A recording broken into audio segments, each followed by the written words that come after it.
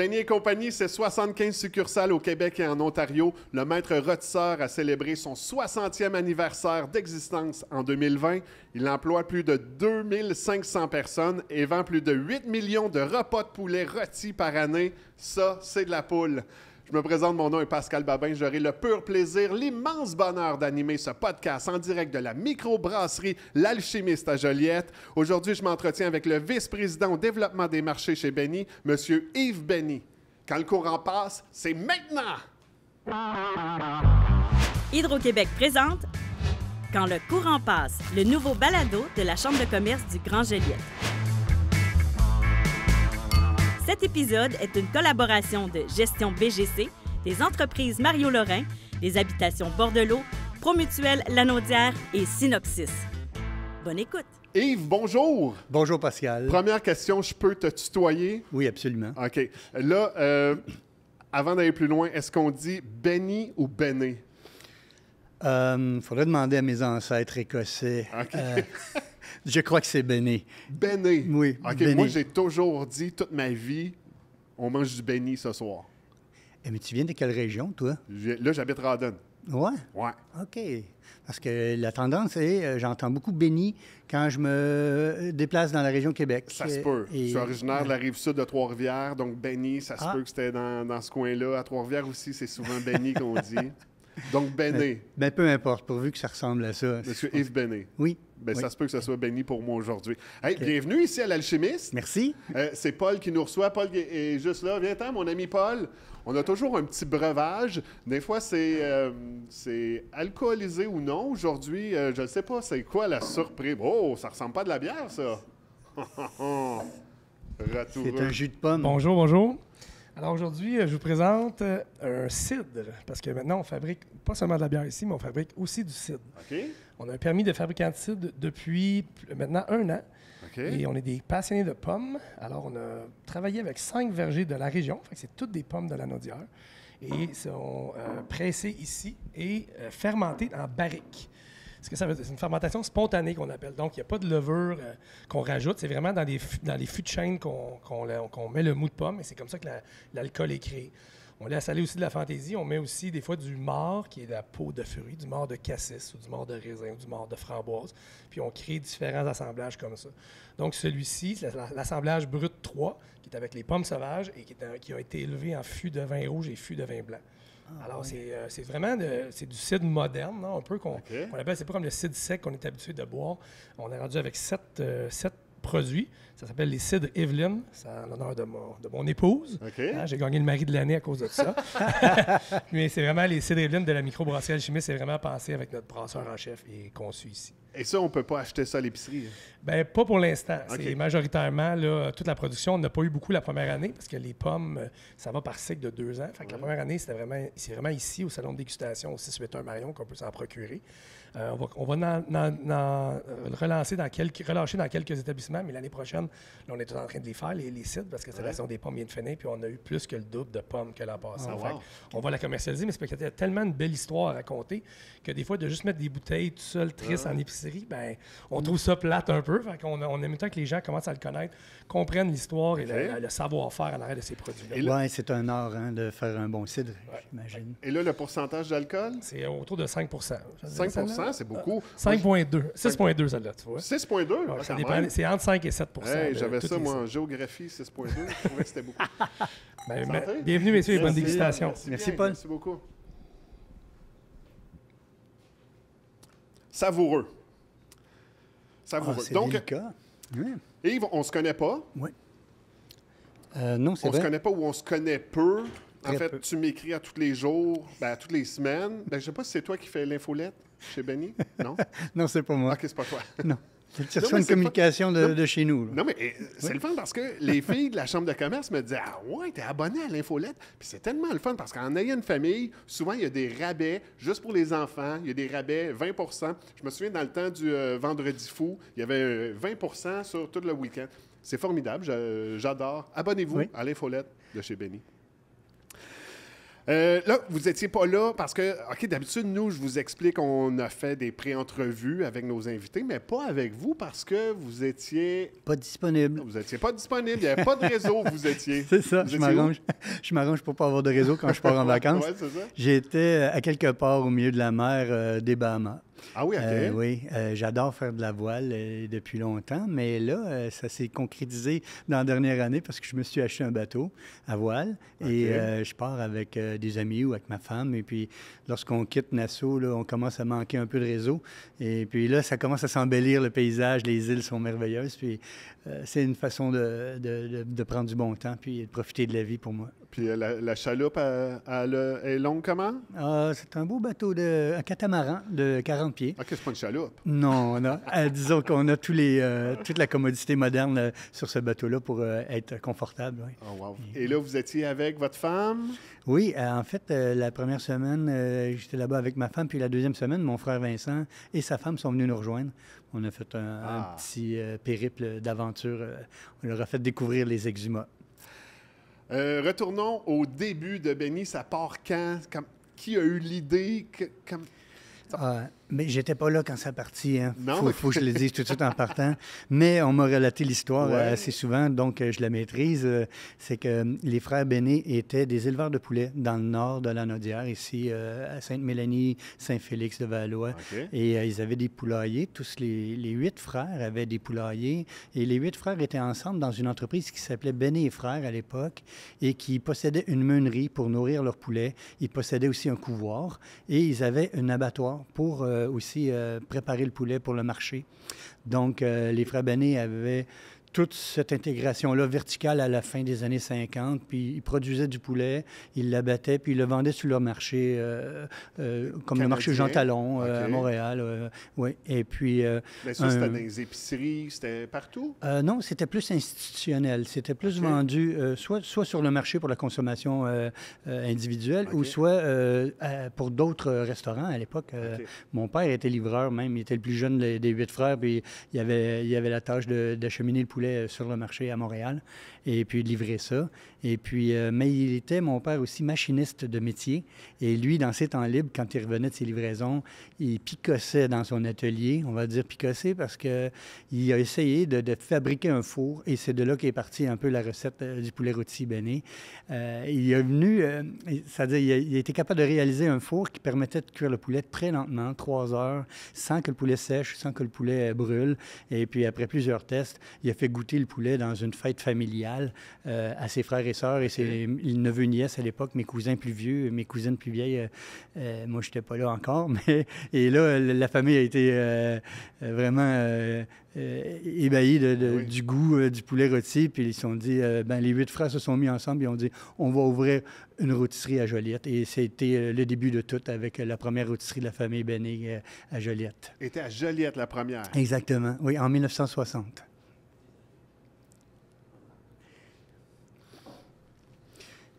Et puis, ils ont eu tellement de succès avec cette rôtisserie-là que peu à peu, les 8 frères en ont ouvert une deuxième, une troisième, une quatrième, puis ils se sont étendus à l'échelle provinciale, disons, dans toutes les grandes villes, Sherbrooke, Trois-Rivières, Québec, Montréal. Il y avait une rôtisserie à quelque part dont le propriétaire était un des 8 frères Béné. Mais c'était pas tout avec le même nom, Béné. Ah non, malheureusement. Non? En 1960, les frères Béné ignoraient la force marketing d'une chaîne. Ah ouais, hein? Et non, les autres, c'était des aviculteurs et des nouveaux restaurateurs, on va dire. Donc, ils ne maîtrisaient pas tout à fait les lois du marché. Mais bon, quand même, ils ont eu beaucoup de succès. Ils ont tous un peu développé à leur manière leur territoire à travers le Québec. Puis mes cousins, mes cousines, moi, mes frères, mes sœurs, on a un peu repris cette entreprise-là de manière... on va dire, naturel, là, puisqu'on travaillait très jeune dans les entreprises de nos parents, dans les restaurants.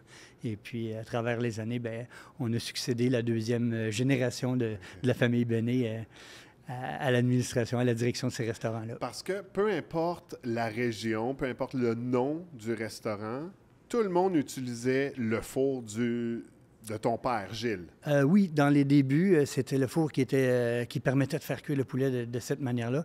Plus tard, c'est sûr que là, mon père ne pouvait pas non plus fournir à la demande puis fabriquer des fours pour tout le monde. Oui, hein? Donc, le procédé a été transféré dans un atelier de machinerie, une machine shop. Puis, c'est un monsieur Vincent, à l'époque, de Sainte-Mélanie, qui a même fait évoluer le procédé, puis qui fabriquait les fours pour la famille Béné exclusivement. Ouais. OK. Donc, là, tu me disais, OK, moi, j'étais pas là dans le temps. Donc, toi, tu n'étais pas là pour goûter, pour essayer le poulet. Ah non, moi, je suis né à Shawinigan, dans la première succursale que mon père a ouvert lui-même sans ses frères, là, Shawinigan Barbecue. OK. Je suis né à Shawinigan parce que mon père avait décidé d'aller là, d'ouvrir une rôtisserie, sa première rôtisserie là-bas, parce que Shawinigan était très prometteur à l'époque, en 1962, 61, 62. Puis moi, je suis né en 63. Au deuxième étage, non, je suis né à l'hôpital, mais j'ai vite habité le deuxième étage au-dessus du restaurant. On avait un appartement familial, puis c'est là que j'ai passé les premières années de ma vie. Oui. OK. Ensuite de ça, après Shawinigan? Ensuite, mon père a déménagé son entreprise. En fait, il a vendu son restaurant, sa rôtisserie de Shawinigan, puis il est allé s'ouvrir au Coq, une rôtisserie qui s'appelait Au Coq, à Montréal. OK. Oui. Et nous, encore là, on habitait encore au deuxième étage. Et là, j'ai grandi quand même un bon bout de temps à Montréal. Vécu là jusqu'à l'âge de 9 ans. Et puis ensuite, je suis revenu dans la région de Saint-Félix. OK. Parce que mon père a voulu établir la maison paternelle à Saint-Félix sur les terres qu'il avait déjà eues, OK. qu'il possédait encore. Puis c'est Revenir aux construit. sources. Ouais. Sauf qu'il a gardé son commerce à Montréal. Fait que OK. mon père, il voyageait soir et matin au Coq, sur le boulevard P9 à Montréal. Ben, c'était pas sur le boulevard P9, c'était à Montréal-Nord, mais Il y a moins de ça a trafic. déménagé. Ah oui. Ouais, c'était plus facile, Oui. peut-être, le Oui. déplacement. Puis on a tous travaillé là, mes frères, mes sœurs. On a commencé jeunes parce que, dans le fond, on dit en blaguant que lorsqu'on avait l'âge de descendre des escaliers, parce qu'on habitait au deuxième du restaurant, on avait l'âge d'aller travailler. Tu sais. Ah oui, OK. Non, mais Donc, plus c'était sérieusement, mon père nous donnait 25 sous des fois, par jour ou par soirée, je ne me souviens pas. Puis on faisait des casseaux. On montait les casseaux de frites, là, tu sais, les petits casseaux en carton, là, les boîtes. accrochés, oui. On accrochait les boîtes, tout ça. On était des manœuvres. Donc ça, c'était Très jeune. Tes débuts, dans le fond, Oui. comme travailleur. Mais ensuite de ça, ça a été quoi? Qu'est-ce que tu as fait dans l'entreprise? Plus tard, ben, c'est sûr qu'à l'âge de 13-14 ans, là, c'était vrai. Là, on travaillait pour le vrai dans la cuisine. On faisait la même chose que les aides-cuisiniers, OK. plongeurs. Mes sœurs ont été téléphonistes, caissières. On était sexés, on avait dit. On aurait dit, tu sais. Mais à l'époque, c'était très naturel que les gars, on était en cuisine, puis les filles travaillaient plutôt au service à la clientèle. Et puis, au fil des années, on a toujours été là comme travail d'été. Ça a été aussi le travail de week-end. Puis un jour, mon père, il a eu des problèmes de santé, puis il a dû vendre rapidement sa rôtisserie. Puis c'est mon frère Jean, qui était le plus vieux chez nous, qui est entré un peu dans le premier, dans l'actionnariat et puis dans la relève. Là, il y avait combien de restaurants à ce moment-là? Ah, un seul. Un seul. Un seul, Il oui. était... Oui, à Montréal-Nord. OK. Oui, oui. OK. Il n'y avait rien ici dans la Nodière encore? Ah non, bien ici, dans la Nodière, on avait encore la rôtisserie de Joliette, qui était gérée par... qui était la propriété des frères Béné, mais qui était gérée, entre autres, par mon oncle Mario Béné, qui il a beaucoup œuvré dans la région ici. Mario était bien connu. Et puis, mes cousins, mes cousines, ben, partout à travers le Québec, on prenait un peu la relève des restaurants de nos parents. Puis mon père, lui, c'était à Montréal. Puis ça nous a un petit peu projeté plus loin parce que moi, j'avais 20 ans quand j'ai fini mes études en administration. Puis mon frère Vincent, il avait 17 ans. Et puis mon père a décidé, mon père était à la retraite un peu trop de bonne heure pour son âge. Il a décidé de vouloir s'amuser un peu puis d'ouvrir une petite succursale de poulet Béné à Saint-Félix. OK. Puis là, c'était drôle parce que moi, je disais, bien, j'étais habitué à Montréal-Nord, là, il y avait 300 000 habitants, puis ça roulait, là, on avait des bons chiffres d'affaires, puis on en faisait cuire du poulet. Mais je disais à Saint-Félix, avec 4 000, ça va être une vraie farce, tu sais. Et puis j'avais dit à mon père, bon, je finis mes études, puis je vais te donner un coup de main pour ouvrir ce restaurant-là, mais compte pas sur moi à long terme. Dans 3 mois ou dans 6 mois, quand ça va être parti, je m'en vais, moi, je vais faire autre chose. Je voulais plus travailler en restauration. J'avais été là-dedans toute ma jeunesse, tous mes week-ends pendant mes études. Puis l'histoire m'a fait mentir parce que je suis jamais reparti. Et finalement, non, une affaire puis un autre, on a eu vraiment un succès inattendu, en tout cas pour ma part, à Saint-Félix, qui a fait en sorte que ce petit restaurant-là est devenu un grand restaurant de la chaîne. On va y revenir, mais ton rêve, c'était quoi? Tu sais, tu dis, je ferais pas ça toute ma vie, c'est pas vrai? Moi, je voulais être comédien. Pas vrai? Oui. Alors, j'ai fait ça un petit bout, la restauration. Ensuite, je suis allé présenter des auditions à l'école de théâtre et j'ai été pris. OK. Ah oui, ils m'ont pris. Là, vous aviez quel âge? J'avais 22 ans. 22 ans, ouais, OK. J'ai fini mon cégep en administration à 20 ans. Je travaillais 2 ans et puis là, je suis retourné à l'école de théâtre. Ça, c'était à Montréal? C'était à Sainte-Thérèse, c'était le collège Lionel Groux, à l'option théâtre. Et puis, j'ai fait l'école de théâtre. Et puis, je me suis vraiment amusé. Puis, je pense que j'avais un certain talent aussi. Oui, oui. Mais à un moment donné, la décision était dure à prendre parce que j'étais copropriétaire, en fait, du restaurant de Saint-Félix avec mon frère, plus jeune, et mon père. Et puis, c'était un petit peu comme difficile d'être à l'école de théâtre puis de travailler en même temps. C'est tellement exigeant, ça, ces études-là, au niveau physique. Puis, donc, après 2 ans, j'ai dû prendre une décision qui faisait soit je laissais un ou soit je laissais l'autre parce que je faisais les deux. Je travaillais 30 heures par fin de semaine pour donner un break à mon père puis à mon frère durant le week-end. Puis, je retournais à l'école le lundi matin. Puis là, c'était mon frère puis mon père qui prenaient la barre. Puis, bon. Là, on me dit que vous êtes encore bon, vous avez encore des textes en tête.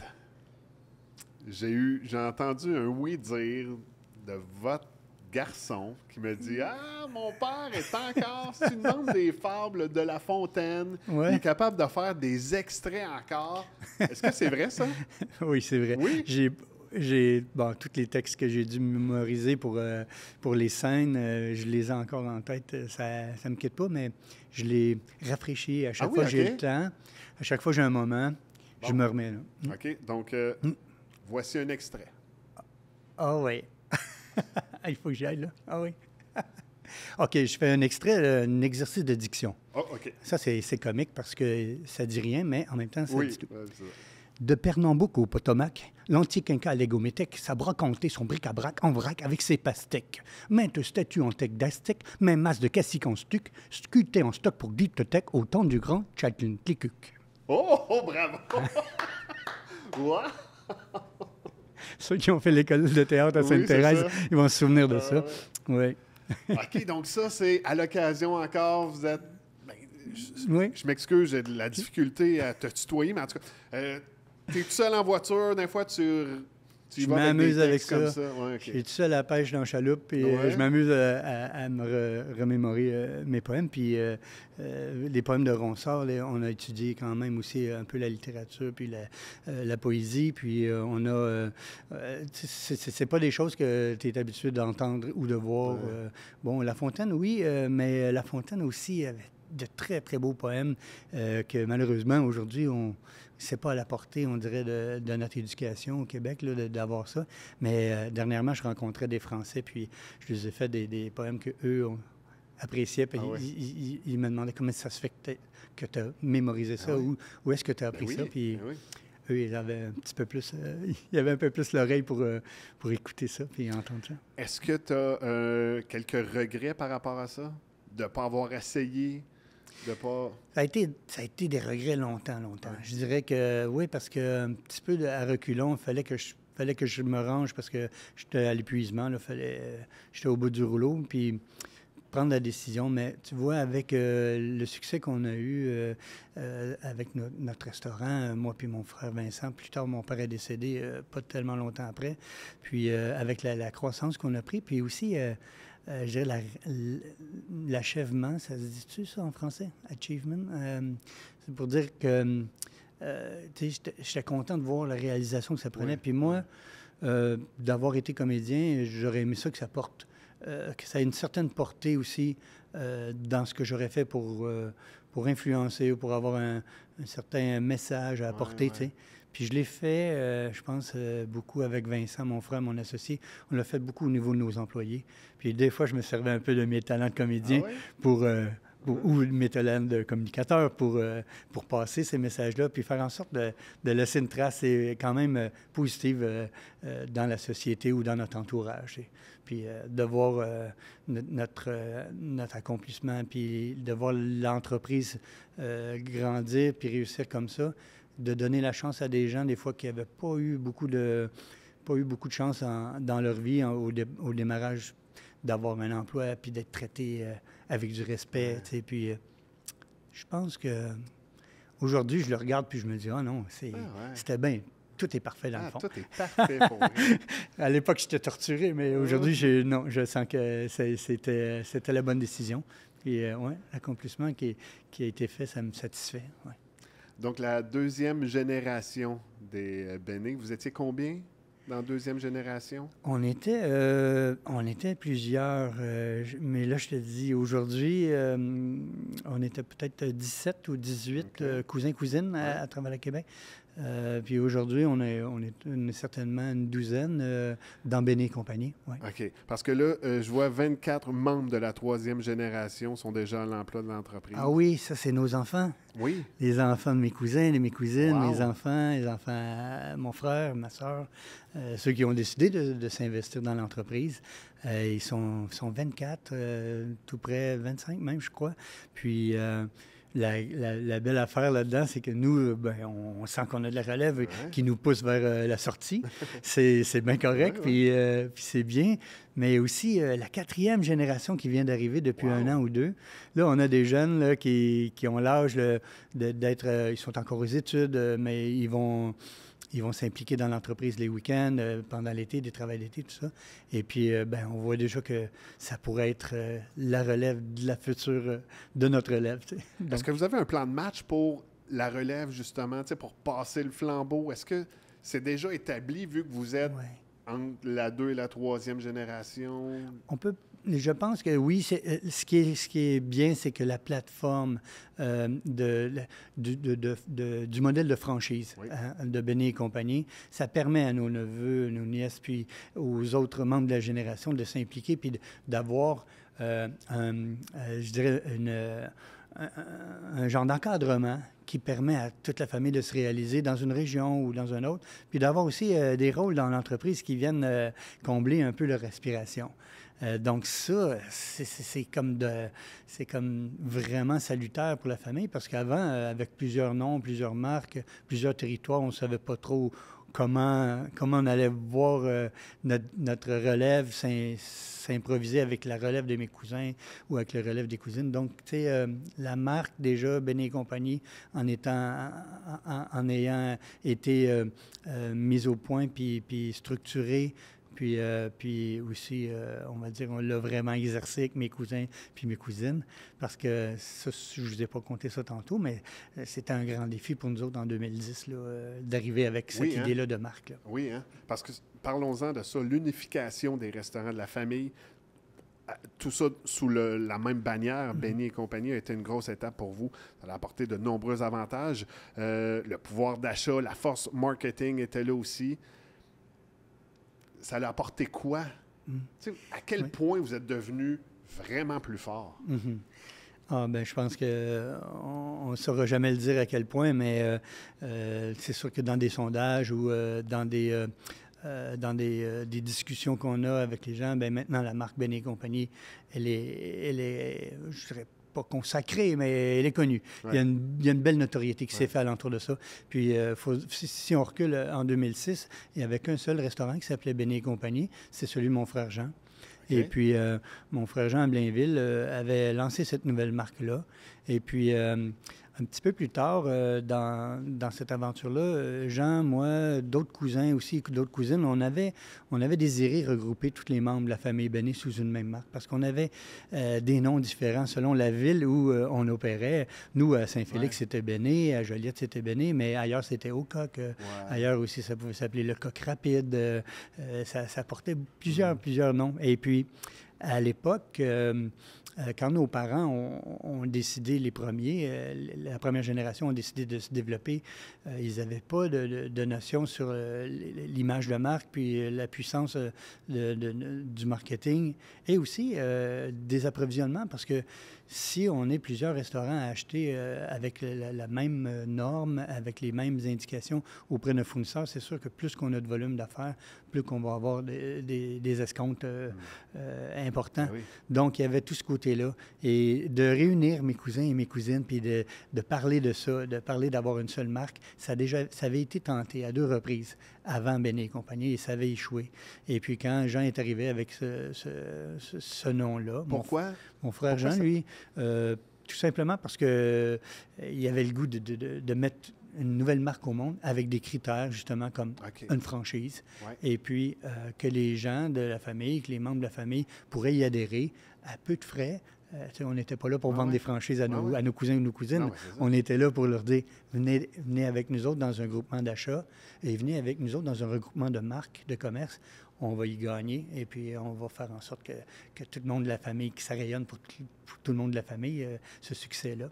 Mais pourquoi ça n'a pas fonctionné la première fois et la deuxième, oui? Bien oui, pour les premières tentatives, il y en a eu 2. Si ça n'a pas fonctionné, je saurais trop dire. C'est sûr que c'était difficile aussi. Il faut se mettre dans la peau de certains cousins et cousines qui ont géré leur entreprise de manière indépendante pendant 30 ans, 25 ans, 40 ans presque.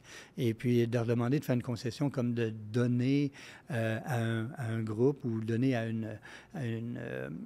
un autre niveau le pouvoir décisionnel. Ça venait un petit peu comme à jouer dans leur jardin, je dirais. Bon.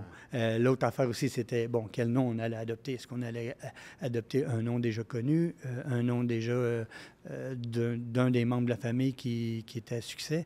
On voulait surtout pas recommencer une saga d'avoir un nom qui est trop commun, aussi un nom qui pouvait être copié par la concurrence, parce que on s'était fait copier au coq, coq aussi, coq ça.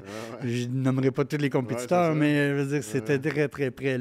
C'était difficile de dire, alors que Béné, c'était notre nom de famille et c'est notre nom de famille, puis on en était fiers de le mettre dans notre marque de commerce. Et vous étiez déjà fort, déjà établi, il y avait un bon bouche à oreille aussi là, qui se faisait, parce que ça, c'est important. Tu sais. Je me souviens, en 2011, l'émission L'épicerie à Radio-Canada a mentionné que le meilleur poulet, le moins salé, le meilleur pour la santé au Québec, on le retrouvait chez Béni et compagnie. Tu as dit le moins salé, mais ça, c'était peut-être pas vrai. Mais moi... Oui, on avait... Non, à l'époque, le meilleur poulet rôti, parce ils avaient invité 3 chefs réputés, puis ils avaient goûté à l'aveugle le poulet rôti de plusieurs chaînes québécoises, puis il y avait... Les 3 s'étaient mis unanimes d'accord pour dire que le poulet de Béné et compagnie était le meilleur. Okay. Mais malheureusement, dans ce test-là, on avait eu un niveau de sodium très élevé, et ça nous avait vraiment... ça nous avait secoué. Puis là, dans les semaines qui ont suivi, on a commencé à travailler là-dessus, puis on a dit, c'est vrai, il faut être sensible à ça, la qualité de l'alimentation. Non seulement on veut être les meilleurs, mais aussi on veut être les meilleurs pour la santé de nos clients. Donc, on a pu arriver à baisser le taux de sodium de nos poulets. Et là, ça nous a fait réussir à être un des moins, un des poulets qui est le moins salé, qui a le moins de sodium sur le marché. Mais on a fait ça avec beaucoup de diligence et beaucoup de tests pour pas non plus que la clientèle s'aperçoive d'un changement de goût qui les aurait déçus. Mais aujourd'hui, tu vois, tout le monde est satisfait. Il faudrait relancer l'épicerie qui vienne faire une mise à jour, voir le niveau de sel est rendu à combien. Quel entrepreneur ou famille entrepreneuriale t'inspire? J'ai des familles très proches de nous. Ici, dans la Naudière, moi, ça m'a toujours encouragé. La première qui me vient, c'est sûr, c'est la famille Arnois. je trouve, qui ont su grandir, qui ont su tirer profit de leur position dans un marché vraiment pas facile. Quand tu repenses à ça, des pétrolières, c'est gros, c'est big. Il y avait la famille Morin aussi. Bon, là, on a appris l'année passée que ça a été vendu, mais c'était quand même une entreprise, moi, qui me portait vraiment à me dire que la limite de notre succès, elle n'est pas juste dans notre région. Elle peut être partout au Québec, puis peut-être aussi en dehors du Québec. Oui, ça, je dirais, c'est deux entreprises locales, deux familles locales qui m'ont inspiré. Ouais. Et si je vous parle de la Pointe du Nord? Oui. Ça vous dit quoi, ça, la Pointe du Nord? La Pointe du Nord, c'est un terrain, en fait, c'est un restaurant à l'époque qui était très, très prisé à Saint-Félix, qui était sur un terrain en forme de pointe, justement. Où on retrouve le Béni, là, présentement. Oui, oui, exactement, oui. OK. Puis ça, moi, j'ai toujours pensé que c'était là le premier restaurant, mais c'était pas là. En fait, non. Notre premier restaurant était le restaurant que je parle de Béné à Saint-Félix. Il était dans un petit centre commercial au nord du village, dans une courbe, un petit 2000 pieds. On avait peut-être 40 places, puis 3 employés. Ça, c'était notre premier restaurant, moi, Vincent, puis mon père à l'époque. Puis après, vous l'avez... On l'a déménagé. À la Pointe du Nord? Oui, sur la Pointe du Nord, oui. On a dû acheter un terrain là, qui était l'ancien restaurant de la Pointe du Nord qui avait passé au feu, qui avait été détruit. Puis on a construit là. Ouais. Puis ça, y aller, ça prend du guts là, pour faire « OK, on déménage, on s'en va là. Est-ce que vous avez eu besoin d'aide? Est-ce que vous avez... Il y a des gens qui vous ont aidé là-dedans? Oui, mon beau-père. OK. Oui, M. Belleville, à l'époque, qui m'a servi qui était un coach d'affaires incroyable. En même temps, Pierre, il était proche de moi, puis lui, il ne pouvait pas concevoir qu'on arrête là avec notre succès, parce qu'on avait beaucoup de succès dans notre petit local au nord du village. Mais lui, il voyait des visées bien grandes, mais c'était un peu inaccessible pour moi à l'époque. Je manquais d'expérience d'affaires, puis je sais pas. Alors là, il m'a coaché vraiment beaucoup. Moi, mon frère Vincent aussi, il nous a challengés. Et puis... à un moment donné, au décès de mon père aussi, il faut le dire, parce que mon père n'était vraiment pas intéressé en tant qu'actionnaire avec nous d'investir sur un agrandissement, un déménagement ou quoi que ce soit. Mais après que le décès de mon père, Pierre a vraiment pris les devants, puis il m'a aidé. Il est allé rencontrer les gens qui étaient propriétaires de ce terrain-là. Et c'était pas facile. C'était une famille. Il y avait 3 membres qui étaient les 3 propriétaires. Ils n'étaient pas non plus... ils étaient en discorde. Donc, il fallait faire le tour avec une offre d'achat, faire signer ça aux 3 personnes. Et c'est mon beau-père qui a fait ça pour moi à l'époque. Oui. Mais M. Belleville tenait à venir vous dire un petit coucou. Il est avec nous aujourd'hui. Il est avec nous. Pierre Belleville, votre ancien beau-père. Ben voyons donc. Pierrot, salut. Salut. Très bien. Content de te voir. Tu veux prendre le micro? Bonjour. Venez vous asseoir ici. Oui. On a le micro pour vous, juste là. Ah ben, quelle surprise. Tu vas pas tout seul, ça va être mort. Je suis touché. Ah oui? OK. Oui, votre garçon a accompagné M. Belleville. Parlez dans le micro. Dans le micro. OK, parfait. Okay. Et racontez-nous là, ce qui s'est passé au début avec la famille qui était un petit peu... C'était des tannants ou quoi? Ça allait pas bien dans cette famille-là? Non, ça allait très bien. Je sais pas pourquoi vous dites ça. Non, la Pointe du Nord. Ah, la Pointe du Nord. Oui. La Pointe du Nord, le temps tu parler, Yves, un peu? À peine, là. J'étais en train de faire le tour de ça, oui. On va vous avancer juste un petit peu. OK. Oui. Comme ça, vous allez être plus proche de... OK. Merci, Manon. Fait qu'il y a plus de chance de pogner de COVID. Ouais. Quand c'était une drôle de situation, Yves était le mari de ma fille, Dani. Oui. Puis, il travaillait il y avait un restaurant dans l'autre du village. Puis, je voyais la Pointe du Nord. Moi, j'ai toujours été de Saint-Félix. Je suis venu au monde de Saint-Félix. J'ai 77 ans, puis j'espère mourir à Saint-Félix. Fait que je connaissais bien le coin, comme de raison. Puis, tout la Pointe, il y avait M. Aumont. Je pense que c'était le grand-père de Nathalie Aumont qui avait ouvert un restaurant là. Le restaurant, ça avait été vendu. Je ne sais pas si M. Aumont, le grand-père, était décédé. Ça avait été vendu à M. Lebel, je crois. C'est-tu? Qui était, ouais, Qui avait acheté le c'est ça. restaurant, mais ça marchait tout le temps. C'était une belle pointe. Après ça, Bien Lebel... placé. Oui, Ouais. oui, Ben oui. juste en pointe. Il appelait ça la pointe du Nord. Ouais. Puis, à un moment donné, M. Lebel il a vendu à des Grecs. Puis, en tout cas, je ne sais pas si c'était un cadeau de Grec, mais ça a passé au feu. Ah, Fait que ça a passé au feu, puis c'était longtemps, à des brasses. Puis, on a su à travers les branches, il y avait peut-être de la manigance là-dedans, je ne sais pas quoi. Puis, je voyais le spot, puis je disais à Yves, Yves, tu devrais acheter ça, là. Regarde. Ouais, mais il dit, ça a l'air que ils sont avec les assurances, là, ça ne marche pas. Fait qu'à un moment donné, j'ai dit à Yves, ça te tente-tu que je démarche pour toi? Fait que, il dit, vas-y. Fait que, je ne sais pas si c'est toi qui avais trouvé l'adresse ou c'est moi qui avais trouvé ça. Je pense que j'avais été à la municipalité pour savoir qui payait les taxes à cet intérêt-là. Ça faisait peut-être 5-6 ans, peut-être plus, que c'était à rien faire. Puis, fait que, en fin de compte, j'ai démarché, puis j'ai pu savoir que c'était des Grecs de Montréal. Fait que j'avais appelé pour avoir un rendez-vous avec. Le Grec parlait ni français ni anglais. Il parlait rien qu'en grec, mais il y avait son fils qui était né au Québec, il parlait français comme moi et toi. Fait que, il m'avait reçu. Je me rappelle, j'avais monté là en pleine tempête de neige. Puis, il m'avait reçu pour... puis là, en discutant à travers son fils, il était l'intervieweur entre les deux, et il semblait intéressé à vendre, mais il avait, je pense que c'était son beau-frère qui était partenaire. Puis son beau-frère, il ne se parlait plus, les deux Grecs. Fait que j'avais dit au petit gars, appelle ton nom, puis demande-lui s'il peut me recevoir. Fait qu'il m'avait reçu. Fait que là, j'avais la version des deux. J'ai senti que les deux étaient vraiment à vendre. c'était possible. C'était possible. Fait que là, je suis revenu, j'ai dit ça à Yves, j'ai dit à cette heure, voici le nom, les adresses, puis fait qu'il avait vu le notaire, s'il me trompe bien, continue, Yves. C'est toi qui sais. Mais Pierre, tu étais parti, parce que là, on a fait une première offre, puis ils l'ont refusé. Une deuxième offre aussi, ils l'ont refusé.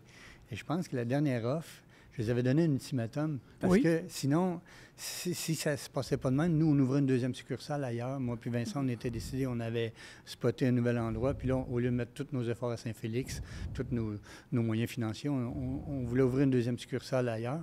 Puis, mais juste avant de signer cette deuxième succursale-là, puis tu étais allé avec une dernière offre écrite, puis tu les avais fait part de ça, puis tu étais revenu avec les signatures là-dessus. Ah, ça se peut. Il avait accepté cette dernière offre-là. Oh, wow. Puis il y avait trois...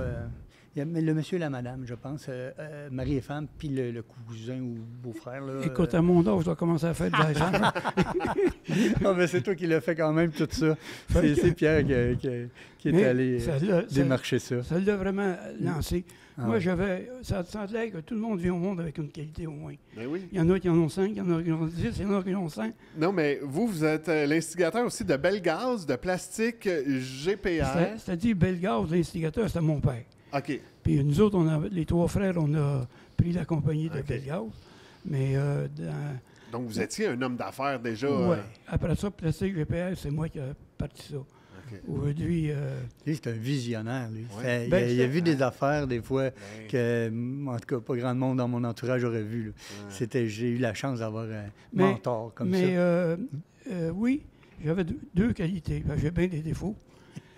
Mais les gens parlent des fois de gens qui ont le côlon irritable. Ouais. Ma femme a dit, j'en ai un, il s'appelle Pierre. Ah. Fait que, en fin de compte, j'avais deux qualités, moi. J'étais visionnaire puis j'étais fonceur. Ouais. Fait que, puis j'ai emmené mon genre, puis ça a lancé vraiment les bénis. Je veux dire, ça s'est empli, la cour. La cour est tout pleine, puis il y a la COVID qui a retardé les affaires, là, un peu. Mais pas retardé, parce que ça a baissé, ça a fait, mais ça a toujours été un bon spot. Et là, votre relation est toujours aussi belle. Notre relation, impeccable. ils ont décidé, lui et ma fille, de se séparer un jour, je ne sais pas pourquoi, mais Bon. C'est dans un autre podcast. on règle pour ça ici, mais ils sont séparés. Mais Andrion disait tout le temps, notre comptable, tu te rappelles? Oui. Il disait tout le temps, il y a deux côtés de médaille, puis ils n'ont jamais réussi à en faire un assez mince pour qu'il y ait qu'un côté. Tu sais. Fait que, mais on est resté des bons amis. Eh oui. Puis j'étais justement sur son bateau un mois passé en Floride. Puis fait qu'on a fraternisé ensemble. Puis Wow. fait qu'on a toujours gardé des bonnes relations. Quand le courant passe, il peut se passer de belles choses. Ouais, ça continue. Je veux dire, la vie est belle. Là. Monsieur Belleville, merci beaucoup de votre passage Ça fait ici. plaisir. Merci. Merci, Pierre. Mon Jean. Une belle surprise. Regarde un petit gars, tu connais. Merci. Merci. C'est tellement agréable. Il quitte en disant « Salut, mon gendre Eh oui. ». Hein? Puis je dis encore, c'est mon beau-père. Ah ouais? Mais là, j'en ai 2 beaux-pères, parce que je me suis remarié Ouais, c'est entre-temps. Eh oui, quel homme. Il a été un grand initiateur pour moi, là aussi, dans le business. C'est spécial, hein? Oui. Il lâchait pas le morceau, lui. Non, Ah hein? non, non, il revenait à la charge tout le temps. Caroline. Puis encore là, il est allumé. Ah oui, ah oui. Wow. Est-ce que vous avez réalisé un partenariat qui a été bénéfique pour les 2 parties? Vous avez déjà eu ça dans votre Ouais. carrière? Oui, bien entendu, on a eu des partenariats avec beaucoup de fournisseurs, entre autres. Puis on cherchait toujours à avoir tu sais, avec un fournisseur, des avantages, mais aussi, il y a toujours aussi dans la pérennité de nos ententes, donc des trucs à long terme. Tu ne peux pas avoir le meilleur prix cette année, puis après ça, avoir le meilleur prix l'année prochaine avec un autre. À un moment donné, tu développes une relation de confiance, puis ça, c'est un genre de partenariat qu'on a eu.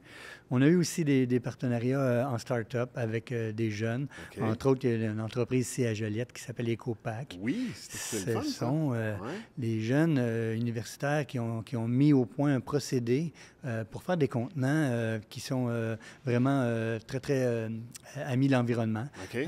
Pour des contenants qui ne laissent pas de traces, là, qui se décomposent, qui sont faits à partir de fibres, de papier et végétal. Et puis, ben ça donnait... on est encore en start-up avec eux autres, mais disons que l'avenir est prometteur. Et on est content aussi d'être des initiateurs là-dedans pour que le côté environnemental soit un peu amélioré, là, parce que veut pas, il faut y penser à notre planète, là, puis on a du succès dans nos entreprises, mais il faut aussi penser au succès de la nature. Puis, Tout à fait. Tout à fait. et le dernier, je dirais, partenariat Oui. là, qui est digne de mention, Oui. c'est celui avec mon frère Vincent, parce que Vincent puis moi, on a ouvert notre premier restaurant, en fait, ensemble en 84. Ça va faire bientôt 40 ans, là, en 2024. OK. Et puis, on a été, comme pendant ces 40 années-là, des partenaires qui étaient très différents au niveau de nos visions. On était différents aussi au niveau de notre façon d'être, on va dire, mais ça a été probablement la bonne chose à faire parce que des fois, on avait de la misère, ou en tout cas, c'était plus difficile de s'accorder sur des décisions parce qu'on était très différents, mais en même temps, c'était toujours le yin et le yang, je dirais. OK. Puis ça nous a permis peut-être d'être équilibrés à travers toutes les hein? moves et les décisions importantes de l'entreprise. Et puis, ben, ça a porté fruit quand on regarde ce qu'on a réalisé aujourd'hui. Puis là, plus dernièrement, je dirais depuis 12 ans, avec mon autre frère Jean, avec qui on développe la marque Béné et compagnie. C'est un autre partenariat qui est quand même qui est quand même vraiment à succès avec ce qu'on connaît aujourd'hui, là, en partie de quelques restaurants. La pandémie, est-ce que ça vous a affecté? À quel niveau la pandémie, la COVID a touché? Bon, on est dans... Ça c'est dur à dire un peu parce que devant d'autres restaurateurs, parce que les restaurateurs ont été tellement éprouvés par ça. Ouais. Et nous, au contraire, on avait déjà mis en place tout le système de commande en ligne. On avait déjà le système de livraison à domicile. On avait déjà les services de service au volant, de commande à l'auto. Ouais. Donc, la pandémie, nous, ça nous a affecté, mais de façon positive. Il a fallu juste jongler avec un revirement de côté de la clientèle, donc fermer des salles à manger, mais offrir plus de services au niveau du service au volant, plus de services pour la livraison.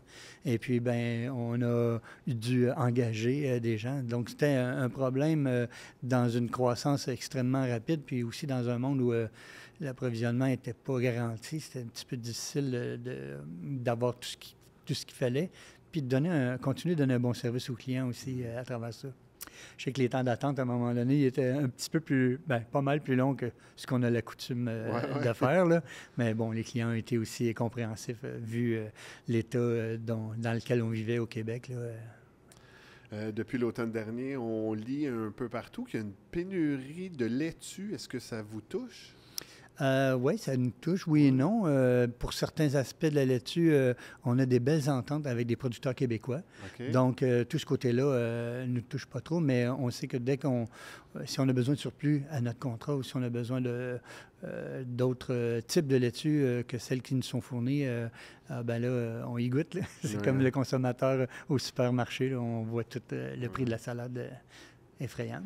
Considérant que Benny est partout dans votre vie, autant professionnelle que familiale, comment faites-vous pour décrocher? Ah oui, c'est important. Oui, hein? Ouais, pour décrocher, on va à la pêche en famille, on va au golf en famille. En fait, on a fait une fondation, c'est drôle à dire. On a mis sur pied une fondation en 2013. C'est une fondation qui vient en aide aux jeunes qui vivent des situations difficiles, soit des handicaps ou... La Fondation Benny et compagnie. La Fondation Benny et compagnie. Puis cette fondation-là, pour ramasser des fonds, on fait des activités. Et là, imagine-toi qu'au lieu de se voir en business, les frères, les sœurs, les cousins, cousines, on se voit en party ou en souper gastronomique ou en tournoi de golf, puis on se fait des sorties dans des vergers, puis on fait des genres d'activités qui font en sorte que la Fondation lève des fonds. Et puis nous autres, ça nous donne la chance de se voir en dehors aussi des conseils d'administration, en dehors des comités. Donc, c'est très, très propice au bon lien en famille, parce que des fois, dans un autre cadre, tu peux dire des choses qui peuvent être bénéfiques pour régler des différends. Donc, oui, c'est drôle à dire, mais on se voit même en dehors du travail, dans des activités souvent fréquentes. Quand tu as à planifier un dîner d'affaires, tu le fais où? Souvent chez Benny. Oui, mais sinon? Chez Benny et compagnie. Sinon, là, je laisse le choix à mon invité ou à celui qui m'invite. Oui. C'est parfait, ça. Est-ce qu'il y a un conseil que tu aurais aimé recevoir il y a 10, 15, 20 ans, peut-être il y a 40 ans avec le début du partenariat avec ton frère, que tu ne savais pas, qu'aujourd'hui, tu aurais aimé savoir? Là? J'ai pas réussi à trouver la réponse à cette question-là. Okay. Ça m'est pas venu. Non, je ne sais pas si... je les ai tous lus, les conseils. J'avais le meilleur beau-père. Ah oui, c'est ça. Qui était là pour me conseiller. C'est parfait. C'est parfait. Ah, puis, il faut dire aussi que mon père était bien exigeant. Hein. Puis, en affaires, il était très pointilleux sur des trucs aujourd'hui, malheureusement, peut-être on a perdu de vue. Puis ça a été des conseils pour moi en affaires. Tu sais. Il me disait pas perdre de vue le service à la clientèle. Il ne faut pas perdre de vue non plus la qualité de ce qu'on sert. Puis, il était très minutieux là-dessus. Puis c'est avec ça mes frères, puis moi, puis mes sœurs, on a été élevés, puis qu'on roule aujourd'hui nos entreprises avec cette minutie-là, peut-être un peu. À ton paternel? Oui. OK.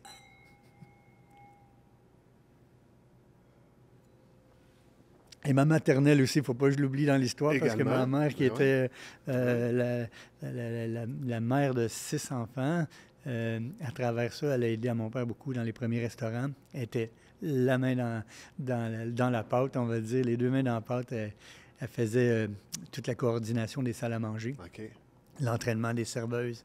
Et puis, en plus de ça, elle s'occupait de ses 6 enfants. C'était quelque chose, oui. Le rêve le plus fou que tu vois pour Benny et compagnie, c'est quoi?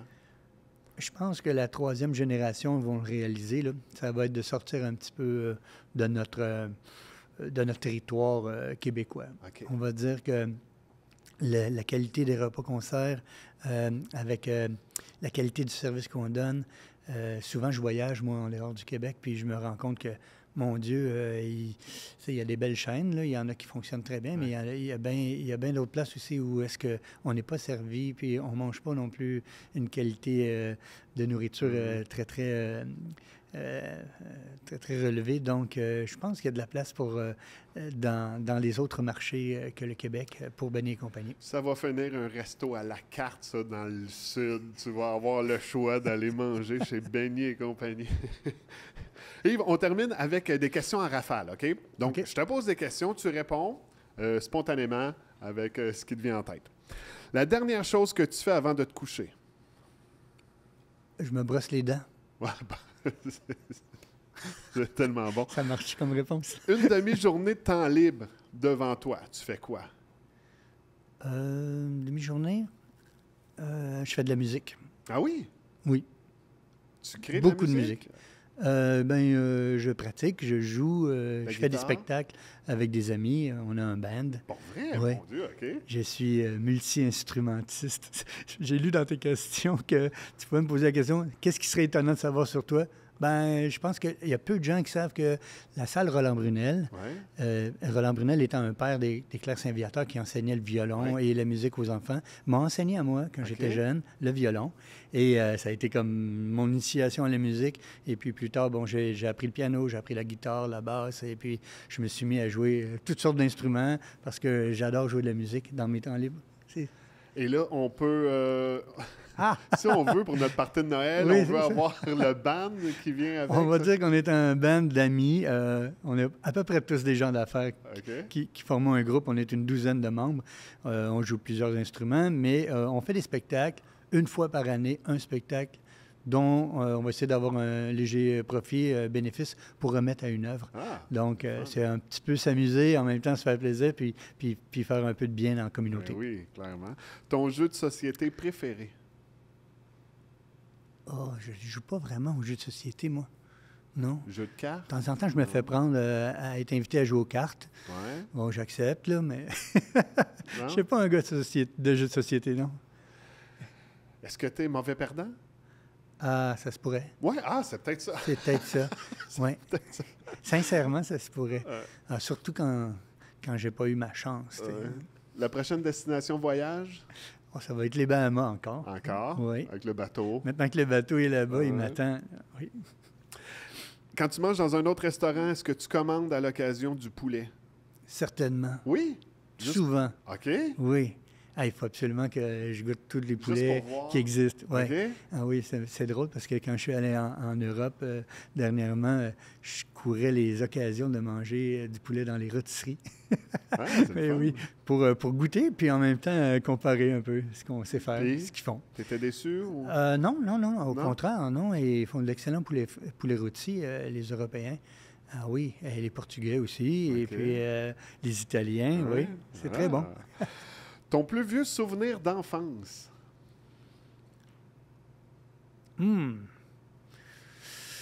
Oh, c'est une question inattendue. Ouais. Mon plus vieux souvenir d'enfance. C'est ma première blonde. OK. Oui, en maternelle, je dirais. Oh, OK. Ouais, ça ouais. commence jeune, cette affaire-là. Oui. Je me dépêchais, là, quand la cloche sonnait, je me dépêchais de sortir de la maternelle.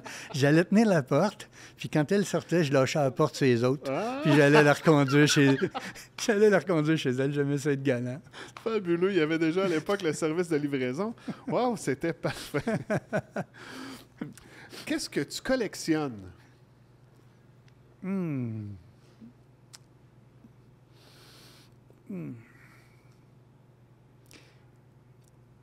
Je collectionne rien en particulier, je pense, mais je garde tout, tu sais. Ça peut pas faire des collections, mais Ouais. ma femme, des fois, elle me dit Hey, pourquoi tu gardes ça? Ben, je dis, faut peut-être en avoir besoin un jour, tu sais. Fait que l'atelier, là, mon garage, là, il est rempli de petites choses, là, de OK. petits pots, de petits tiroirs, là, remplis de cossins, que je sais bien que ça servira jamais, mais en tout cas, si jamais un jour ça sert, je vais l'avoir. Est-ce qu'on peut dire que tu es nostalgique? Ah oui, je suis nostalgique un peu, oui. Mais je suis aussi, je pense, dans le but de garder toutes ces choses-là, c'est parce que j'aime aussi être très manuel. J'aime beaucoup OK. faire des trucs un peu mécaniques ou résoudre des problèmes techniques, électriques ou, je sais pas, dire de mes mains, là. Oui, j'aime bien ça. Le défaut que tu détestes le plus chez quelqu'un?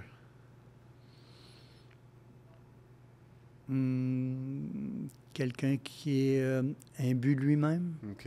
Ouais. Ouais. On en connaît. On nommera pas de nom. On en connaît. On en connaît. Le plus beau cadeau que tu as reçu. Le plus beau cadeau. Qui peut être soit qui est emballé, soit un cadeau de la vie. Ouais. Des fois, je dirais, Ah, puis je suis assez convaincu de ça. D'avoir eu la chance d'avoir des parents comme les miens.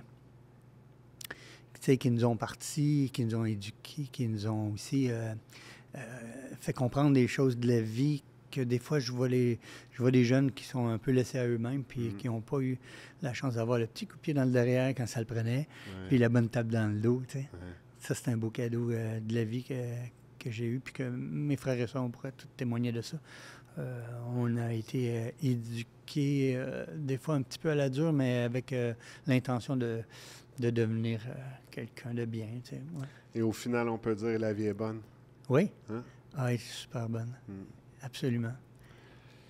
Ton dessert préféré? Les baklava. Baklava? Oui.